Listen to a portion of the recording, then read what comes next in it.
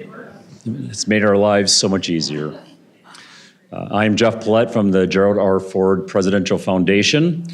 We are partners with the World Affairs Council of West Michigan for the series again this year, and I just think it's been a great series. I thought last year, how are they going to top this? And then by golly, they went ahead and did it. And it's nice to see our audiences for these events growing as well. We are grateful to our partners at the National Archives. I was going to make a joke, but I probably shouldn't. What's left of our partners at the National Archives, who own and operate this building, and they're great partners for us as well in terms of putting on events such as this. So thank you all for coming, and with that, I will turn it over to Michael Van Dennen, the Director of the World Affairs Council of West Michigan. Thanks, Jeff. Well, why not have more drama? Let's do that. We for a time didn't know we were going to be here with you, because if the government shuts down, so does this building.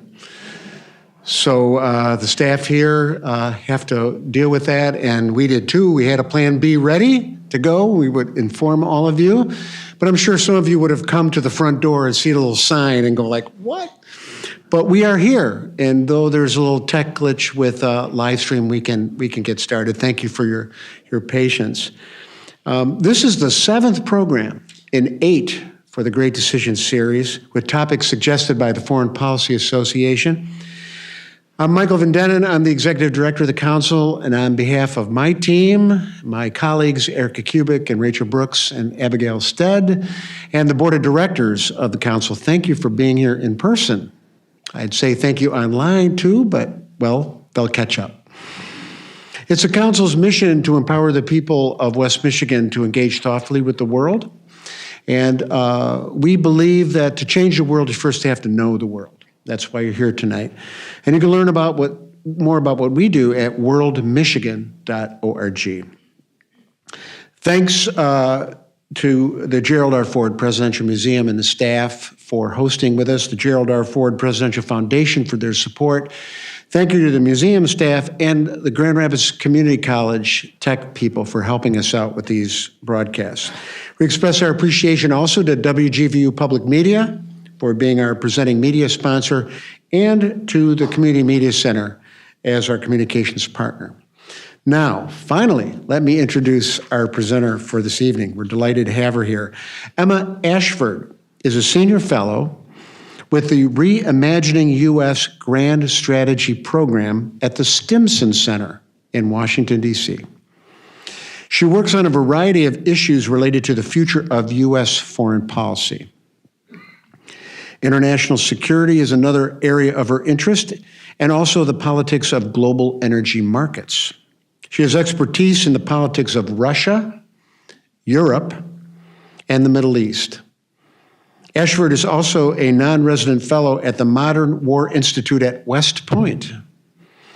And she's an adjunct professor in the Security Studies program at Georgetown University. Her first book, Oil, the State, and War, The Foreign Policies of Petrostates, was published by Georgetown University Press in 2022. It explored the international security ramifications of oil production and exports in states such as Russia, Saudi Arabia, Iran, and Venezuela. Prior to joining the Stimson Center, Ashford was a senior fellow with the Atlantic Council's New American Engagement Initiative, which focused on challenging the prevailing assumptions governing U.S. foreign policy. She was also a research fellow in defense and foreign policy at the Cato Institute, where she worked on a variety of issues, including the U.S.-Saudi relationship, sanctions policy, and U.S. foreign policy toward Russia and U.S. foreign policy in general, the grand strategy more broadly. Emma Ashford writes a bi-weekly column, which I'm going to look up, called It's Debatable. She writes that for Foreign Policy Magazine, well-established and well-known foreign policy magazine. And her long-form writing has been featured in many publications. She is a term member of the Council on Foreign Relations and she holds a PhD in foreign affairs from the University of Virginia. Please help me welcome Emma Ashford.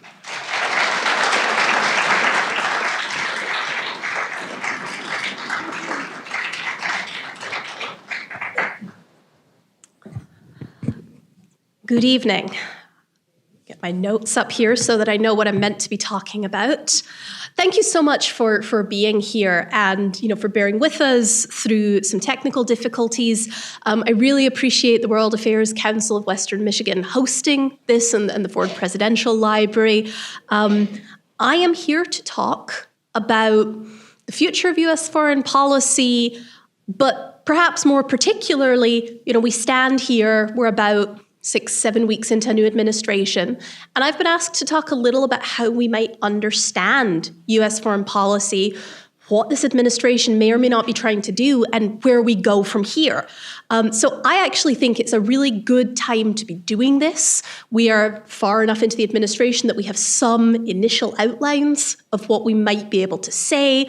But as you have probably noticed in the news, it's also a very chaotic time in Washington. And so let me just add one last thank you, which is thank you for welcoming me here from DC and giving me a little bit of a respite from everything that is going on there at the moment. So I'm here to talk about the new administration's foreign policy, but I do want to do a bit of scene setting first, because I think it's very important that we understand that this administration, Donald Trump, Republican foreign policy, all of the things that I'm going to talk about here tonight, they are not happening in a vacuum, and they did not appear out of nowhere. We have been in a period of flux in U.S. foreign policy for at least the last 5 years. I think you can probably say longer ago, but let's restrict ourselves to the last 5 or 6 years. And during that time, there has been a more active debate on U.S. foreign policy and what the U.S. should do, the role it should play in the world. There's been a more active debate on that question than at any time since the early 1990s, right? So right after the Soviet Union collapsed, we have these big debates about what U.S. foreign policy should be going forward. Now the Soviet Union's gone. What's the U.S. purpose in the world? Then 30 years later, we come to this period where we again start to question what the U.S. role in the world should be. And there's a couple of reasons for that. One is that the world is changing. Trend lines in international politics shift fairly slowly over time, but many of these changes have become increasingly apparent in recent years, right? The rise of China being perhaps the most obvious one, but Russia's behavior in Eastern Europe, the rise of smaller states, but states like Turkey that are playing a much bigger role in international affairs than they used to. So we are moving from this period after the Soviet Union collapsed, where the US really was the undisputed sort of world superpower. We're moving into something different now. Combined with that, we also have the failures of US foreign policy over the last 20 to 30 years. And this is, I think, particularly relevant in the context of a new Trump administration, because one of the things that differentiated Donald Trump from the rest of the Republican field when he ran the first time around in the primary, he stood up on a debate stage with something like 19 other Republicans running for the presidential nomination, and he said, the Iraq War was a mistake. We spent a bunch of money over there, and what did we get for it? And at the time he said this, back in, I think that would be 2015, that was a hugely shocking thing for a Republican to say, even though a lot of Americans and a lot of Republicans actually agreed with it, right? So talking about the failures of US foreign policy, the war on terror, the fact that we have failed to prevent China's rise, questions about deindustrialization and manufacturing moving overseas, all of these things have become much more political issues, much more openly debated, and have prompted, as I say, some soul-searching in US foreign policy. So it's not just that the world is changing, it's that we're looking backwards and we're saying, our foreign policy didn't work so great, what now? And so this, I think, is a big part of the context for the new administration today. I think it's also notable, just again in terms of scene setting, that this new administration is coming into office off of the back of 4 years of foreign policy from the Biden administration that was, for lack of a better word, fundamentally reactionary foreign policy, right? So whatever changes the first Trump administration made to foreign policy, whatever changes the Obama administration had managed to make in foreign policy, the Biden administration actually reversed a lot of them. And Joe Biden, perhaps unsurprisingly, given his long career dealing with foreign policy issues, his long history in the Senate as a champion of American internationalism, came out of the gate pretty strong, basically saying the US, stands for allies, we're the indispensable nation, we will do everything in the world. Ideas that were, perhaps more prevalent in the 1990s and 2000s, Joe Biden tried to bring those back. And I think I'm not here to provide a critique or appraisal of the Biden administration's foreign policy, but in a nutshell, I would say, I think the last 4 years have proved that you cannot bring that back, that there are structural obstacles, that the American public is not necessarily willing to go back. And so I think the Biden administration's 4 years in some ways served to highlight the failures and flaws of existing US foreign policy approaches. So this all brings us to where we are now. In 2025, this new administration coming into office on January 20th. And if I had to give you a summary of Donald Trump's foreign policy in the first month or two in one word, it would be chaos. It has been utterly chaotic. The administration's apparent mantra or internal metric is move fast and break things. And that is an approach that many of the folks in the administration, some of whom come out of the tech world, some of whom come out of the business world, this is an approach they're fairly comfortable with. They see a problem and they want to resolve it, but they're not going to necessarily wait for a fully fleshed out solution before they actually try and get rid of the bad stuff. So move fast, break things. And this makes it inherently quite difficult to get a handle on what this administration is trying to do, right? In many administrations, in the Biden administration, for example, what we see is a process of the administration coming into office. They do some speeches. They talk a little bit about what they think America's role in the world is going to be. They get their appointees in place in the bureaucracy. Perhaps they start to think about initial big overtures that they want to make. Maybe they want to make a summit with, they want a summit with Russia. They want to talk about nuclear weapons with Iran, right? They have priorities. It takes a while. And at some point, they write a national security strategy that lays out their vision. Sometime usually in the first year, they lay out this national security strategy. That's not at all the way this administration is operating. I'm sure at some point they'll probably get around to writing a national security strategy, but when they do, it will be outdated. It will be overtaken by the events they have already created, because the goal here is to move fast and change things. And there are a number of very high-profile issues they're adding to this chaos, right? So the Ukraine war, the Israel-Gaza war, both of which are significant conflicts that need to be dealt with by a US administration. There's the personnel issue. There's the chaos created by some of the agency reorganizations or shutdowns that are happening. The administration's appointees aren't even all in place yet. Many of them haven't been through confirmation hearings or haven't been confirmed by the Senate. So the chaos is very visible, and it's not necessarily clear what it's going to resolve into yet. So I want to lay that caveat out first, because I think it is really important. It's not just, in the first Trump administration, we saw a policy that lasted for about the first 6 months. Things changed pretty quickly after that. In the Biden administration, we saw a foreign policy that was pretty consistent for the first 18 months, and then they pivoted. I think we cannot rule out that something like that will happen this time around. That said, I see more consistency in much of what the Trump administration is doing, certainly than I did the last time that Donald Trump came into office. And I think what I'd like to do is offer to you guys 4 different models, or 4 different ways that we might think about what a Trump administration might be trying to do. How could we understand this chaos?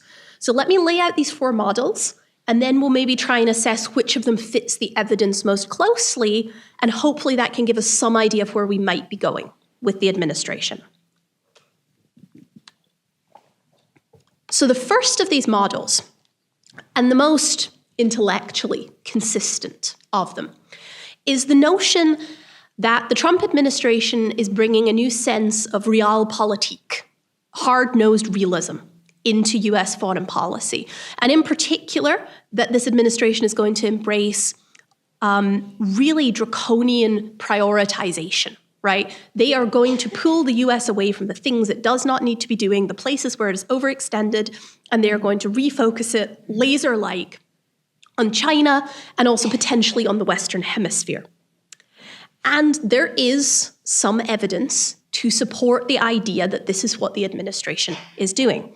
And I'll give you a few examples, right? So the Trump administration's approach to Europe, I think, can very much be seen through this lens. Policymakers at the Department of Defense, appointees and confirmation hearings, talking about the need for European states to step up and do more on Ukraine, but also on their own security, right? This idea that the US might need to pull back from NATO, even if it doesn't formally leave the alliance, in order so that European states will do more and the US can focus on China. We can see the administration talking about pulling back in other places too, in ways that really are a pivot from the Biden administration's kind of allies first policy that they pursued. And instead, the Trump administration really is embracing wholeheartedly, I think, the idea of interests, right, of raw national interests, that the US will pursue its interests where it sees them, and that it expects other countries to do this as well. And that, maybe if our countries have been friends for a very long time, maybe that doesn't quite count for very much, because what we care about is interests. This is very well summed up, I think, in the America First slogan. This is what this has come to signify for folks inside the Trump administration. In this model, a lot of what the Trump administration is doing isn't random. The overtures to Russia are not just about Ukraine, right? They're partly about getting the US out of a conflict in Europe where we're committing a lot of money, a lot of arms that we might need for the Indo-Pacific.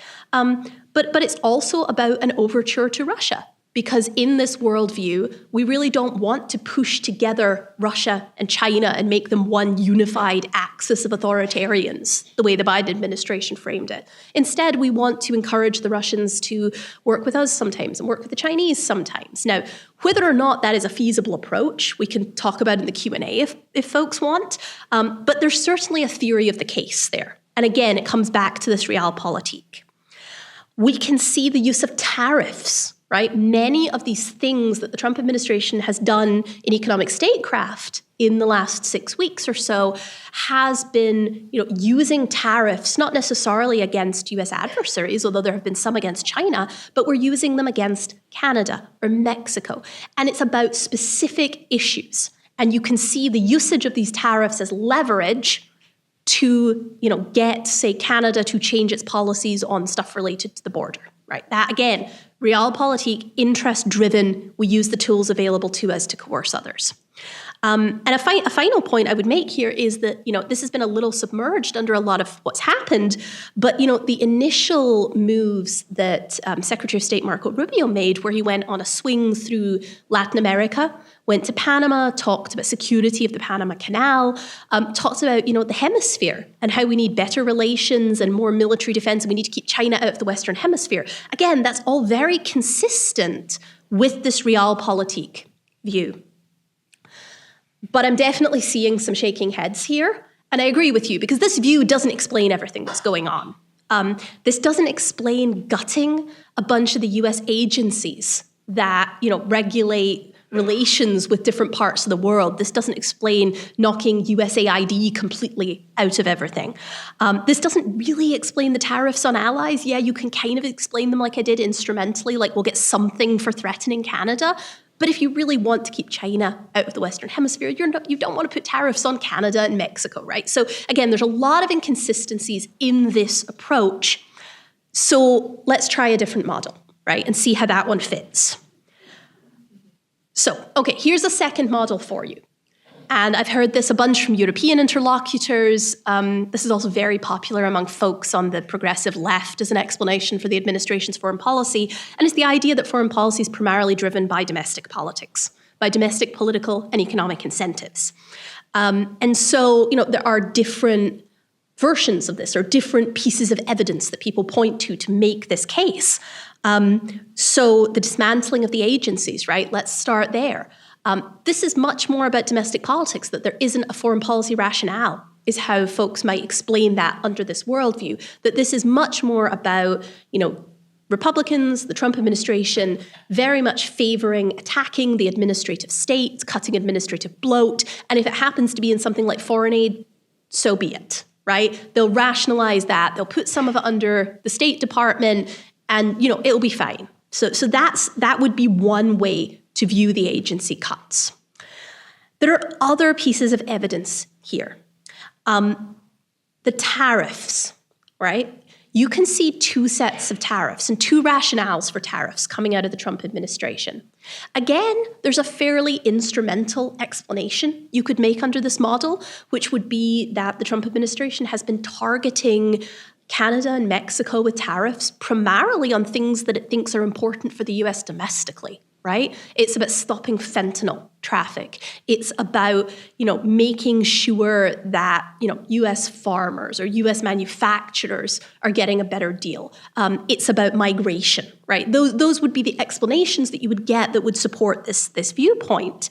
There's also a broader argument about tariffs made by some in the Trump orbit, and even some inside the administration, which is that the tariffs are actually intended not to be something you use as a threat to get another country to do something you want, but rather that these tariffs are actually meant to go into place to cause some economic pain and to force American companies to start manufacturing here instead, right? For those who've studied, political economy, this is import substitution industrialization, right? This is what developing countries sometimes try to do, shutting their markets so that they develop stuff domestically and build infant industries.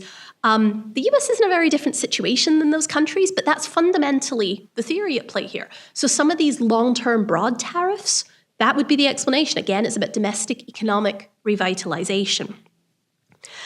The same with stuff about migration as foreign policy, right? So not just the tariffs, not just the threats, but willingness to work with countries in the Western Hemisphere, like El Salvador, to try and deal with migrant situation, with sending migrants back to where they've come from. We've already seen the administration cut deals with not just El Salvador, but also with the Venezuelans, the Guatemalans, several other countries to return folks there. So this is clearly a priority for them. And then I'll flag one more thing that you probably saw in the news, but may not have sort of caught your attention in this way, and that was J.D. Vance's speech at the Munich Security Conference a few weeks back. Now, it definitely made the news. And it made the news mostly, I think, because of the outrage in the room, and because there was this suggestion that the US might pull back a little from European defense. Pete Hegseth, the Secretary of Defense, had said some similar things earlier in the week. And so this was very, very shocking in Europe. But I think on this side of the pond, people have really overlooked a lot of the content of that speech. And part of the reason it was shocking was that Vance basically told assembled European leaders that the administration doesn't believe they share US values anymore.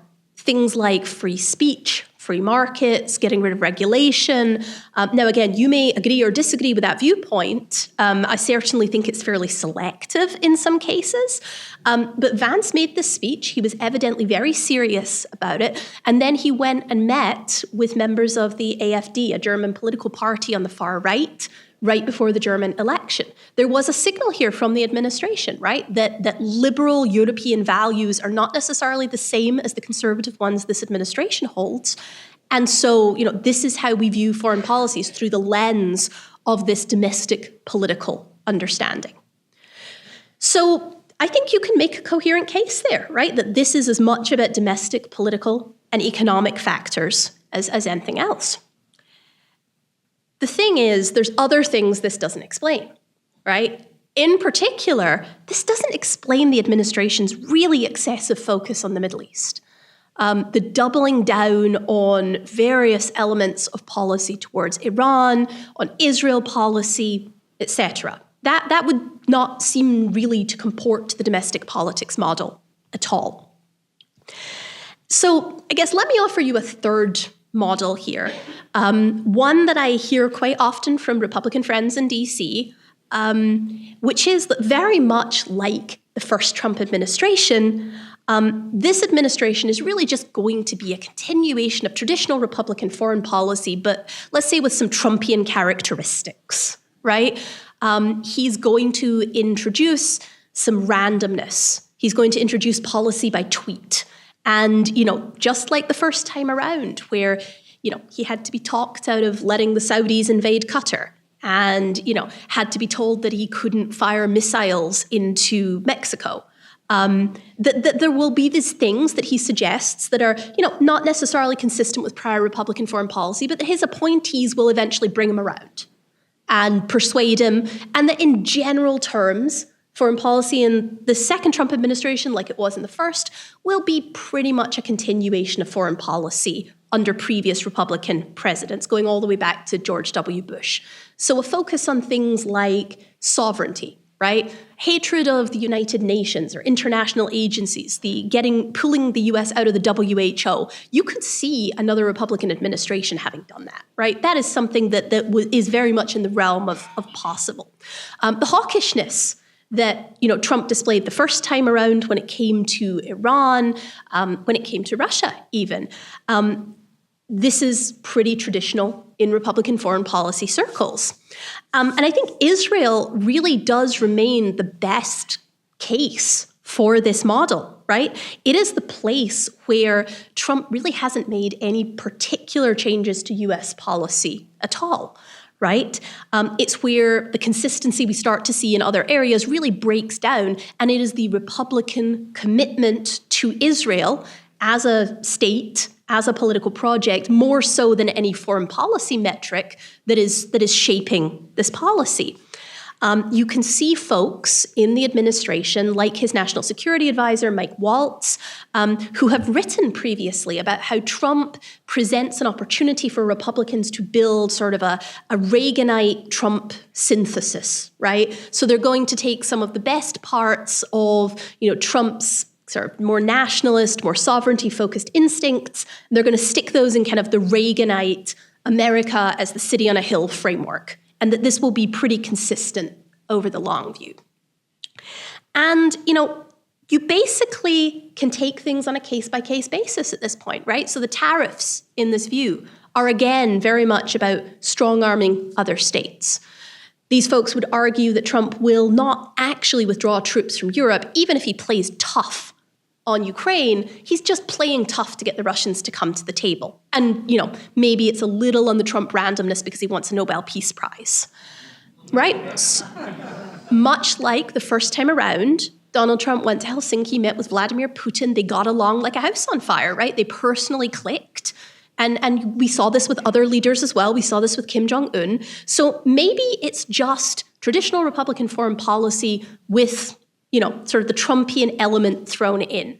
And I think it's particularly important to assess this model, because if this is true, then once Donald Trump exits the stage, right, this is his second presidential term, he is not a young man. Once he exits the stage, then you might expect Republican foreign policy to snap back to the norm. So understanding whether that's going to happen or not is really important. But in short, this model would suggest that despite the little craziness around the edges, Republican elites will win Trump over, will keep him on the straight and narrow, even if the straight and narrow might be, a war with Iran. But this is, again, in line with existing Republican foreign policy thought. I have my doubts about this theory too, perhaps much more even than the previous ones. This time around does feel qualitatively different. I know that's not a very scholarly thing to say, but from my perch in DC, this time really does feel different. We can look at the appointments that the administration has made to see that the folks that are getting into office and the folks that are being shut out are the traditional Republicans, and the folks that are being let into office are not. We can see in things like the Ukraine negotiations that the more traditional Republican-leaning approach from folks like General Keith Kellogg has been put on the back burner. And he's been told he's only to talk to the Ukrainians, not the Russians, not anybody else. And so there are a lot of signs that that sort of Republican elites, Republican guardrails theory is not necessarily holding true in this case. So I have my doubts about that model. Let me offer one final model before I lose your attention for good. And this would be an argument that in its fundamentals, the absolute chaotic nature of this administration's foreign policy so far has actually been the product of a Republican intra-party civil war over foreign policy. And that this party conflict is basically being fought out over who is going to get appointed and who is going to get to make foreign policy for the next 4 years. There are broadly two existing factions within the Republican Party. One is this more nationalist, protectionist wing of the party. It's also more dovish. I wouldn't say they're not opposed to the use of military force, but they don't really go abroad in search of monsters to destroy, right? This is a wing of the party that basically rejects George W. Bush era neoconservatism and the freedom agenda and the US as an active player in spreading liberty around the world. So that's one side of this argument. And then we have the other side, which is, again, more traditionally Republican, but, internationalist. So cares more about allies than the Trump folks. Very supportive of military action in a lot of different circumstances, very hawkish, very focused on military primacy, on dialing up the defense budget significantly to make up for deficits in US power projection. And I think, Trump's own instincts, from what we can tell, clearly tend towards the first of those options, right? He's very much more nationalist, he's much more protectionist, but as we saw from the first administration, he's also very persuadable, right? And the confusion inherent in these first few weeks of the administration really has a lot to do with the divergent internal factions inside the administration and outside it on the Hill and elsewhere, trying to steer policy. And I should say, this isn't something necessarily out of the realm of normal for politics. Most administrations have a push and pull between different foreign policy views, and unless there's somebody at the top that has a very set view, then appointments do matter and the people holding the debate do matter. But this is a little more violent and a little more sort of a much more visible split than one usually sees. So let me just add, I guess, a few words more about these factions, because I think that's also really helpful in helping to understand this. On that conservative nationalist side, right, we have folks like the vice president, Pete Hegseth at DOD, and then the sort of tech folks that are clustered around the administration, Elon Musk, David Sachs, Peter Thiel to a certain extent, and then a whole set of right-wing media influencers, Steve Bannon, Tucker Carlson, etc. There are think tanks in this space, the Heritage Foundation. There's a variety of new, more Trumpian think tanks, things like the Center for Renewing America. And all of them have this conservative, nationalist, but not necessarily forward-leaning in military sense. They all have this valence. On the other side, there are fewer folks. Right? There's Michael Anton at Policy Planning, who's a well-known Iran hawk. There's Marco Rubio over at the State Department, but there's not really anybody else around him. Those appointments haven't gone through. There's Mike Waltz at the NSC, but some of you may have seen a really interesting article just yesterday in the New York Times about how Waltz is having to walk a very fine line to, keep the president convinced that he's loyal to him while trying to bring some of his allies from more hawkish think tanks into the administration. And how is Waltz navigating this? And so, even just I think that brief summary of some of the folks at play here, you can see, I think, that the power, at least for now, is predominantly with that first group. This is not a question just of some esoteric foreign policy fight, right? Fundamentally, this is probably about the future of the GOP's foreign policy. But in practical terms, right, some of the big issues that these factions differ over, right, Russia, Ukraine, what to do about the Ukraine war, how long to back Ukraine, whether Russia is an adversary or an ally, how to relate to NATO. Israel, right, the extent to which the US should back Israel, or whether it's in US interests to give Israel, everything it asks for. The question of Iran. Should the US get dragged into a conflict with Iran in the Middle East or not, right? Again, these are issues that actually divide out these groups. And so these are not small hypotheticals. So I have given you, these 4 models. And I think given where we are in this administration so early on, I'm hoping that to some extent you will take these and maybe make up your own mind as we go on, because I do think that time will tell which of these models is correct. For what it's worth, and I've probably already given this away as we've gone through here tonight, I think there's very little evidence for that third model, that this is going to be like Trump won, that this is going to be classic Republican foreign policy with a few flourishes. I don't think there's a lot of evidence for that, at least right now. So unless something changes, I don't think that's the model that applies. I do think there's more evidence for the first 2 and the fourth. So that would be, right, the idea that it's a realpolitik foreign policy, right, that Trump is the new Nixon, bringing realism back to US foreign policy. I think there's some evidence there. The domestic politics argument, there's clearly some of that going on. And I think, again, time will tell how much, because those 2 point in different directions on a lot of issues.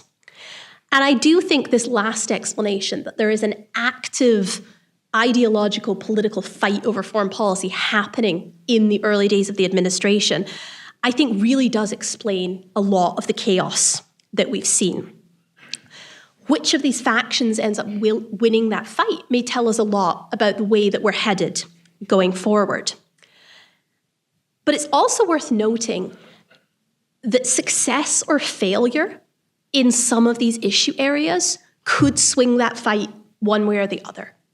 And I bring this up, let me bring up the example of Biden and the withdrawal from Afghanistan, right? At the time the US withdrew from Afghanistan, it was supported by something like 80+% of the American population, the idea that the US should withdraw. It was strategically absolutely the right decision. But the chaos of that withdrawal, the media surrounding it, really hurt Biden's numbers, approval numbers. And, when they write histories of the Biden administration's foreign policy, there's a couple of good ones out there already from the early days. I think they will focus in on this as a time when the Biden administration decided that they had to back away on foreign policy, that they'd made a choice that maybe put them out a little too far in front of the American people, and they were scared, and they didn't want to make any more mistakes like that. And I bring that example up not to relitigate the withdrawal from Afghanistan, which I don't want to do, but because I think that failure changed Biden's foreign policy. And I think you could very easily make a similar case about Trump's foreign policy, right? If negotiations over the war in Ukraine yield a short ceasefire that then collapses, right? That may sour some folks. That may sour Donald Trump himself on the people who suggested negotiating was a good idea. Similar arguments could be made on Iran, right? If folks suggest military action against Iran, it goes poorly, then the pendulum might swing the other way. So all of this to say, take everything that I've said here with a grain of salt, but I think if you take anything from what I've said, it's to try and think about why the administration might be doing the things that it's doing, not just getting caught up in the flood of events, but thinking about what is it that's shaping the worldview of the people at the top? What are they actually trying to accomplish in the world? I think that's probably the right way to approach understanding where we're going over the next 4 years. And I will stop there, and hopefully you guys have some interesting questions. So, thanks.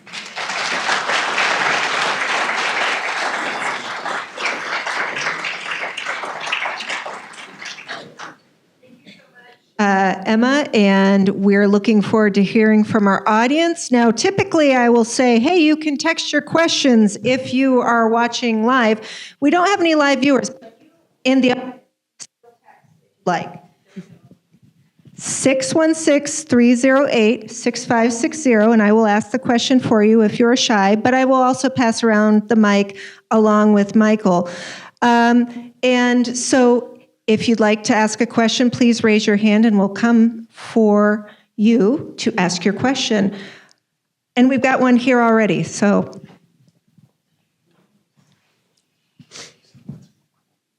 Hi, hello, thank you today.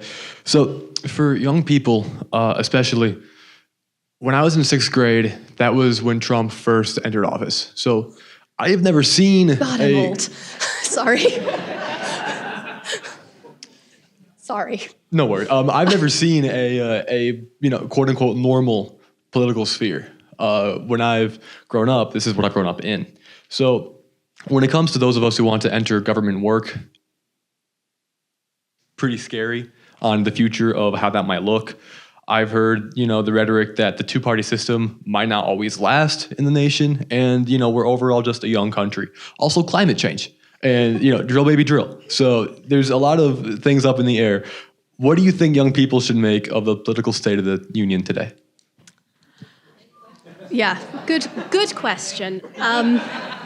Look, I mean, I think you are in one way right to say you've never seen a normal, fully functioning political system, but, let me just tell you my own experience, right? I was in late high school when 9/11 happened. So I was in college when we invaded Iraq. The George W. Bush administration. In retrospect, in the history books, it doesn't seem that contentious at the time. It was a huge fight in politics. Obama comes to office, and part of what he runs and wins on is changing U.S. foreign policy. Now, he didn't, and that's part of why we are where we are today. But just to say that I don't think you're alone, and nor is it the youngest generation of Americans that are facing this question.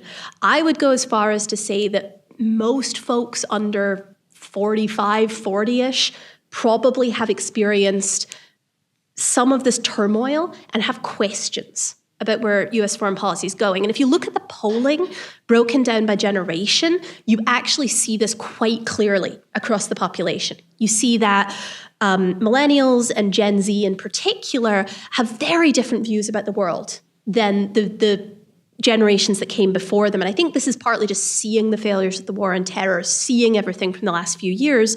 They want the US to take one role among many in the international system. They don't want the US to be the only leader. They want it to work with other countries. They don't want to always send US troops overseas. They want to try and resolve things with diplomacy. And so I think there's a lot of support for change in US foreign policy.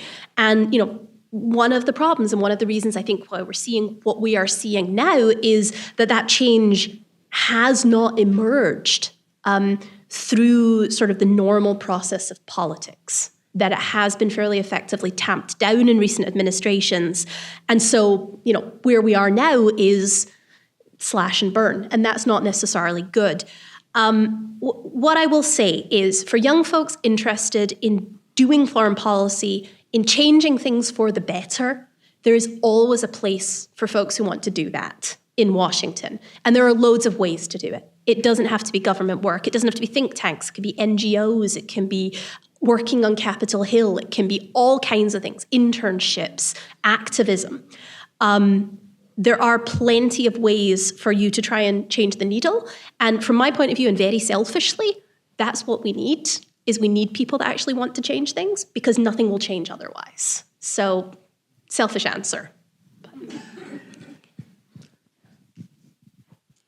In looking at the U.S. readout today on the Russia-U.S. call, the initial readout, there were a couple things that interested me, and I wonder if you could comment on it. Putin was talking about a ceasefire for infrastructure and energy. Mm-hmm. Should we read anything into that's all he's going to stop? And the other part was they were talking about guarantees on Ukrainian safety. And they were talking about that would be done through the Middle East. and I'm wondering how. Or was the readout incorrect this morning?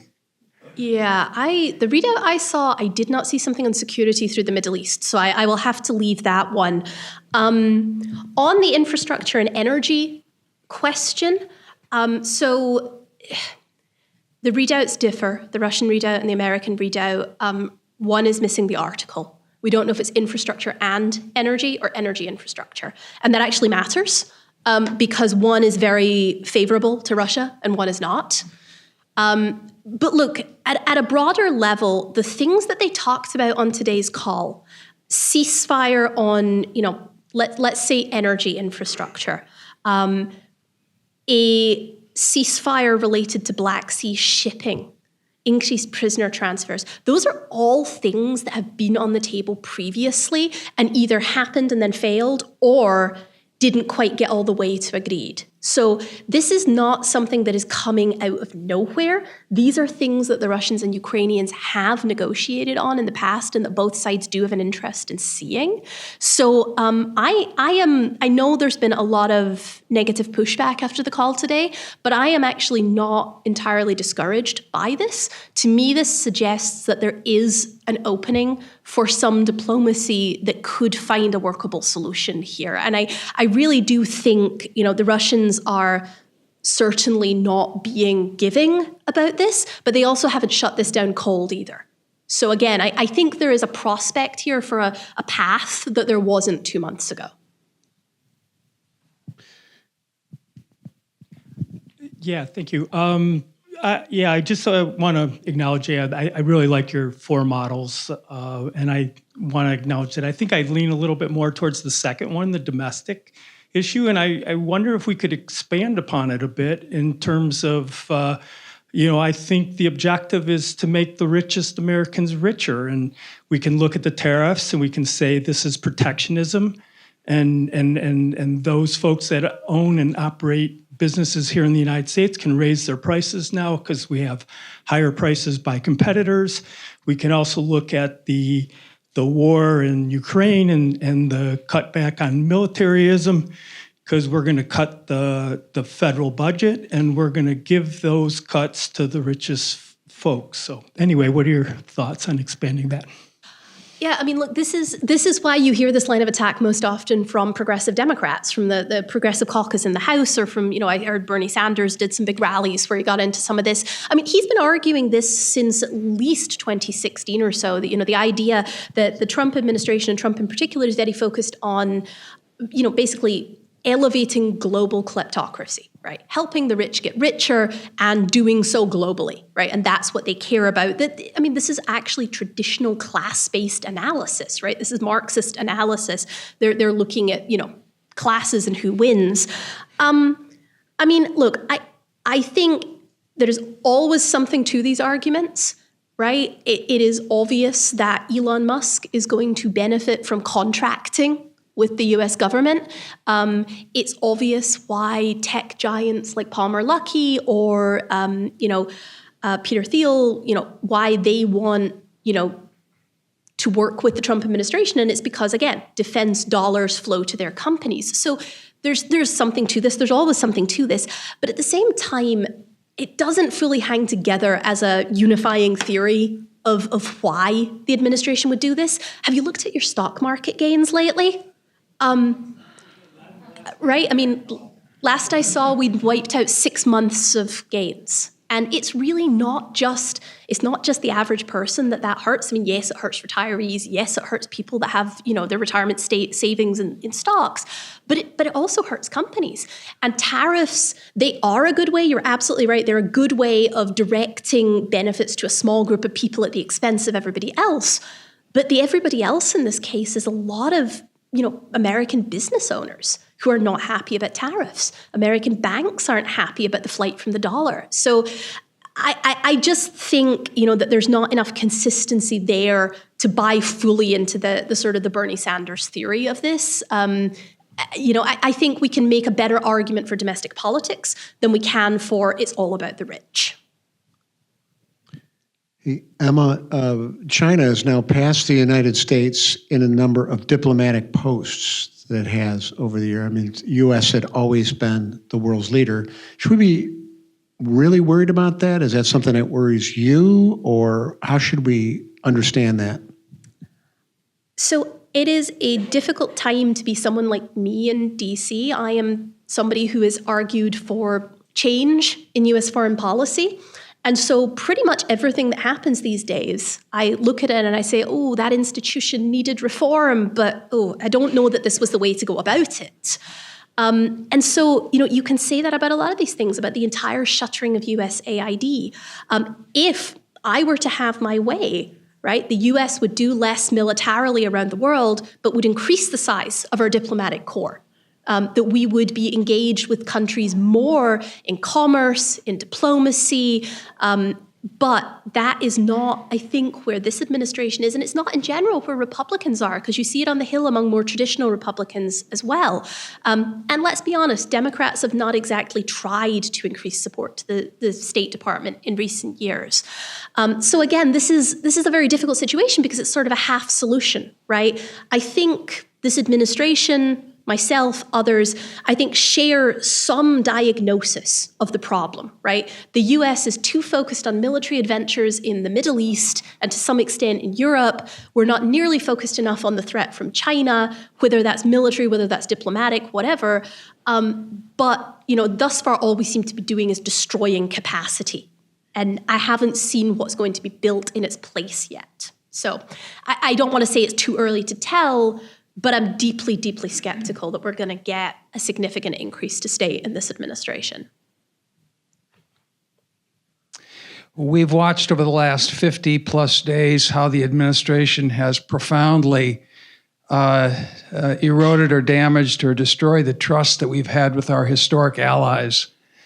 Question is, what would it take? What could it take to rebuild that trust? Is it even possible or probable given the extremes that seem to drive our national politics?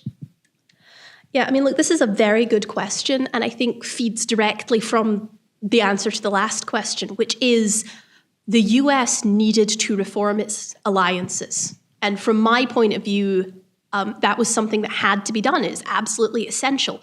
The US is over-leveraged around the world. We are in relative decline compared to China, but compared to others as well. That is to say, we're not actually declining economically, but they are rising to meet us faster. And so there are places, and Europe, I think, is perhaps the most obvious. There are places where we have economically and technologically advanced allies that rely on the US to defend them, right? They rely on the US taxpayer to pay for their defense so they don't have to do it themselves. And, if I were them, and cards on the table here, I'm also a British citizen, that's a pretty good deal for Europeans, right? I might do it if I were in their shoes. But the US has to resolve that somewhat. If we are going to prioritize, if we are going to focus on China, if we're going to focus on the things that really matter, then we need to push allies to do more. And the question in Washington has always been, how do you do that? We've seen ineffective attempts to do this across a range of administrations, right? Back to 2011, Bob Gates, at the time working for Obama, told Europeans that NATO would be an empty husk within 20 years if Europeans didn't step up and do more. Every administration since then and every administration before then has told them they have to do more, but they've only started to step up during the first Trump administration, a little after the invasion of Ukraine, and now we're seeing Europeans start to organize for defense. So again, I don't like the way this administration is going about it, but I'm increasingly wondering if maybe that lack of trust that you're talking about, if maybe European states losing a little bit of their faith that the US would automatically defend them, maybe losing a little bit of that faith is what will finally push them to do it for themselves. And then ideally, we can hopefully have more of a relationship of equals over time. Okay, so my question is, do you think that Trump is less likely than past administrations, completely historically, to fit nicely into one of these frameworks in that, is there a danger in him just staying chaotic and like not fitting into any pattern of predictability and just staying in some level of chaos that we've seen over the last 6 weeks? That is a very good question. Look, what we saw the first time around was some chaos, a bunch of very, I'm just going to say inappropriate appointees, right? The last time around, the Trump folks could not get anyone to staff the administration that knew anything about foreign policy. And so, the early period is really chaotic, and then things start to cohere a bit after the first year or so. Most of those appointees leave and more sort of traditional folks come in.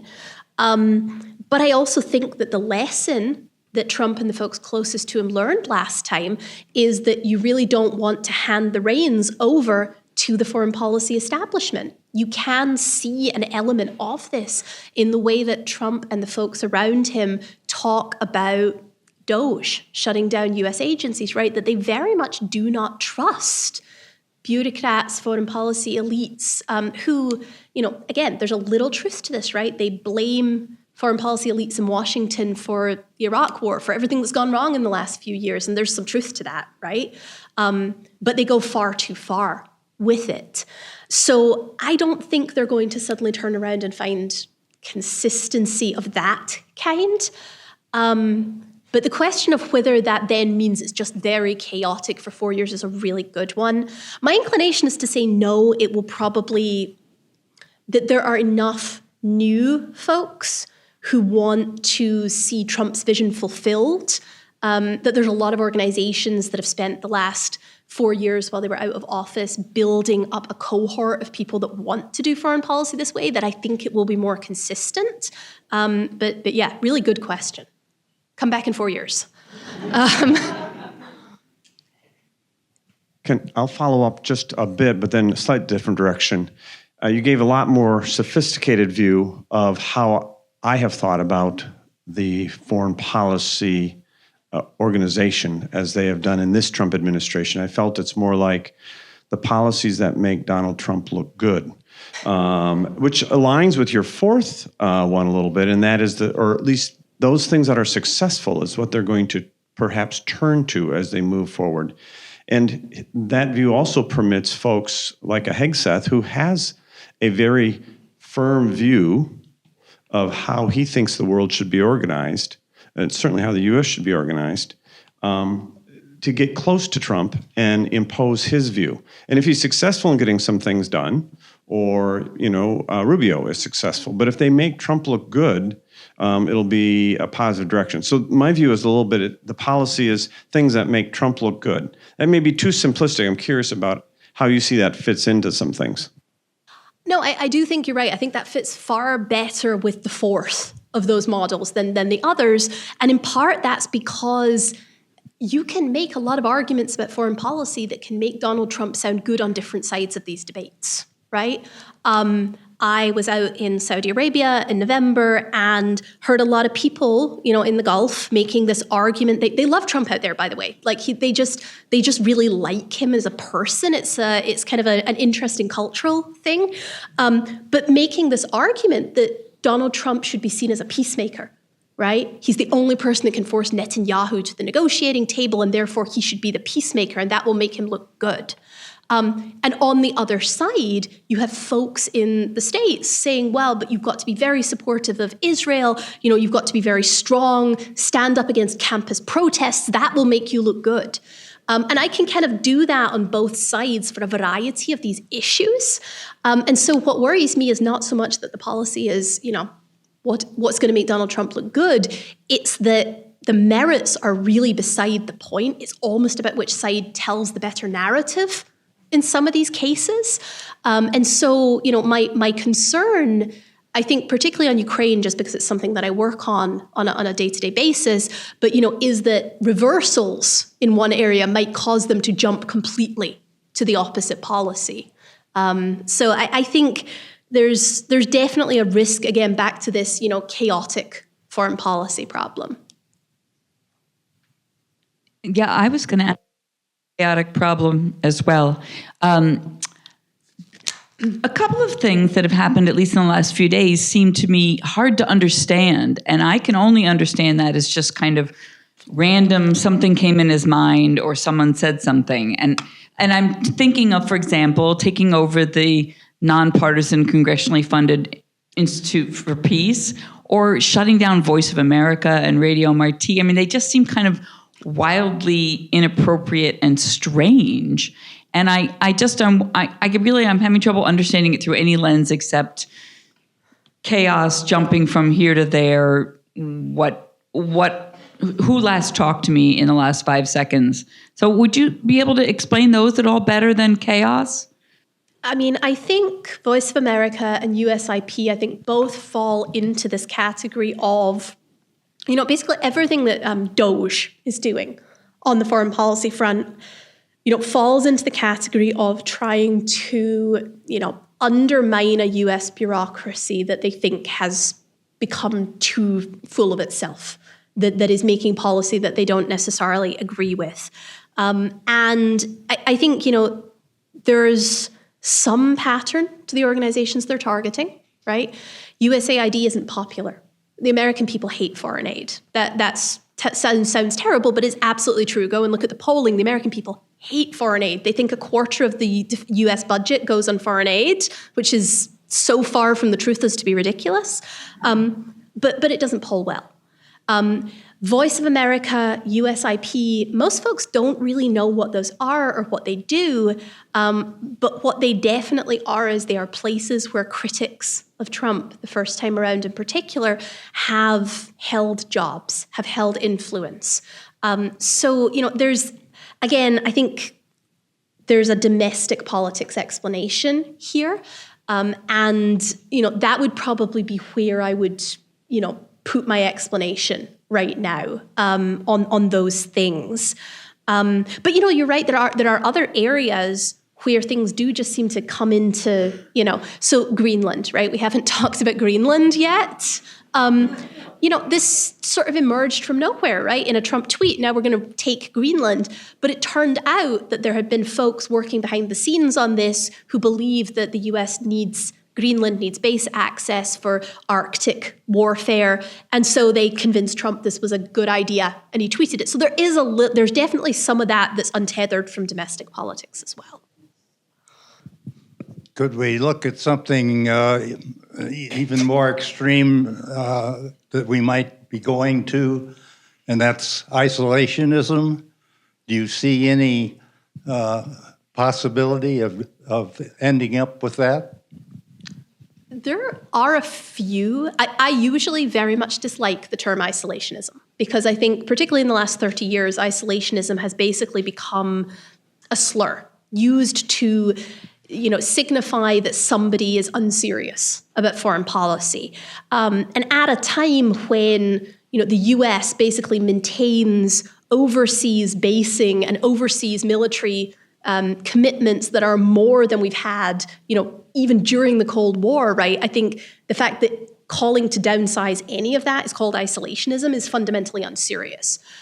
That said, there are a few folks in the Trump orbit, and I would particularly point to Steve Bannon, who, is definitely much more focused on the Western Hemisphere, who come a little closer to the classic understanding of isolationism, very much in favor of trade and of tariff barriers, trade barriers, very much in favor of mostly bringing the US military home. But even there, he wants to take an active part in pushing back against China. So I don't really see anyone in the administration or surrounding it who believes in a Pat Buchanan way that the US should completely come home. I think it's just, everybody is more forward-leaning than that vision in some area.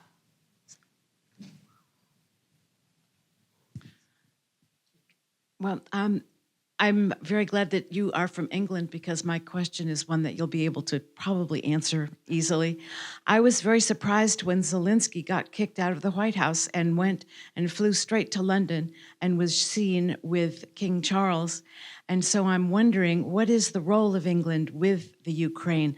I recall that when King Charles was crowned, both and her granddaughter wore the colors of the flag of the Ukraine to the coronation.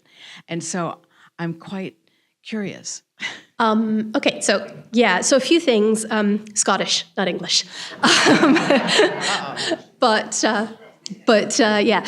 And the second thing I would say is the colors of Ukraine thing. That's just that's a heraldic emblem. It has nothing to do with Ukraine.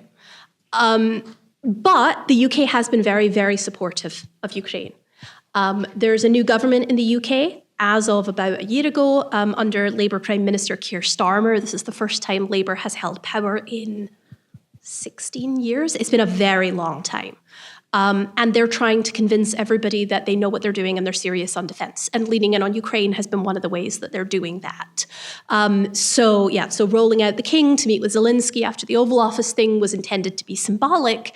But also the UK has, more importantly, been at the forefront of discussions over giving Ukraine a security guarantee. If the US isn't going to do it, then the UK and France and others, maybe they'll send troops to Ukraine to provide a security guarantee. Now, they're getting way out over their skis on this because the British Army is in a shambles and we don't have the troops to send. And this is becoming a pattern across Europe. We're seeing country after country sort of realize that they actually can't commit to this. But again, the Brits, despite being out of the EU, have been quite active in not just supporting Ukraine, but in trying to, say, well, look, we can act as a bridge with the Trump administration. We will work with the Ukrainians and then we'll show Washington that the European states can do it by themselves with just a little assistance. So, there's some interesting strategy going on here. I just don't see how they get to the end game. We're going to close it up with one final question. We can take two at once. I'm just wondering, with your background in national security and the chaos that you've been talking about, do you have concerns about our national security during this chaos? What are they? Look, America is a very, very, very, very safe country. That is not an exaggeration, right? We are, the classic formulation is, right, friendly neighbors to north and south and fish to east and west. Now, the neighbors to north and south maybe aren't quite as friendly as they were a couple of months ago, but the US is very secure, both from conventional attacks and from a variety of unconventional attacks. So I'm not worried in that sense. The one area where I would say some concern is definitely warranted is a lot of this chaos, the bureaucratic cutting that is going on. It's mostly been kept away from the Defense Department, CIA, the other national security agencies for the moment. But there is the potential there that if done improperly, this could end up being fairly detrimental. So, for example, one of the things early in the administration that the DOJ folks asked for was a list of everybody hired by the CIA in the last 18 months. They'd sent that over an open email. So, now the CIA doesn't have any new recruits from the last 18 months that can be posted overseas to trouble spots. So that's kind of one example. But, in a move fast and break things approach, there is the real risk of actual damage to American intelligence and sort of defense activities. So that's the one I would say I'm a little concerned about. All right, for real this time, final question. Yeah, it seems your presentation was based upon a fairly sharp distinction between Trump and the Trump administration. And that has left us bereft, I think, of perhaps a fifth model, which is the model that you see typically in the Atlantic or the Times or something like that. And that is Trump is in love with autocrats. And that's what's driving a lot of his foreign policy. How hard and fast do you want to make that distinction between Trump and the administration? And what about this autocracy kind of model? Yeah, no, again, a good question. I think Last time around, Trump won. There was a massive split between Trump himself and the administration, right? His administration was, after the first 6 months or so, really quite standard in all regards. Put out a national security strategy that was pretty standard. I'm not sure Trump ever read it. But, he himself had these moments like the thing with Kim Jong-un, right? Where they exchanged notes and he insisted on a summit and nothing came of it. So we had that very sharp distinction. My sense is this time around that distinction is not nearly as sharp. That there are plenty of folks around Trump who agree with many of his policies, if not necessarily all of them. And that, whatever his predilection for, personal friendships, like again, the he likes autocrats thing might be too broadly construed, but he does like strong men who he feels exercise power. I think it's fair to say, and he's more comfortable talking to them than he ever was talking to like Angela Merkel, for example. I think personal diplomacy is always important. And what we are going to see in this administration, like last time around, is just that Trump is going to be more comfortable talking to those leaders. He's going to be more comfortable talking to Erdogan and Mohammed bin Salman and even Putin than he is talking to like Kaja Kallas from the European Union. So I don't think the distinction is nearly as sharp, but it doesn't mean the personality part doesn't matter. Let's give Emma another round of applause for this thoughtful analysis.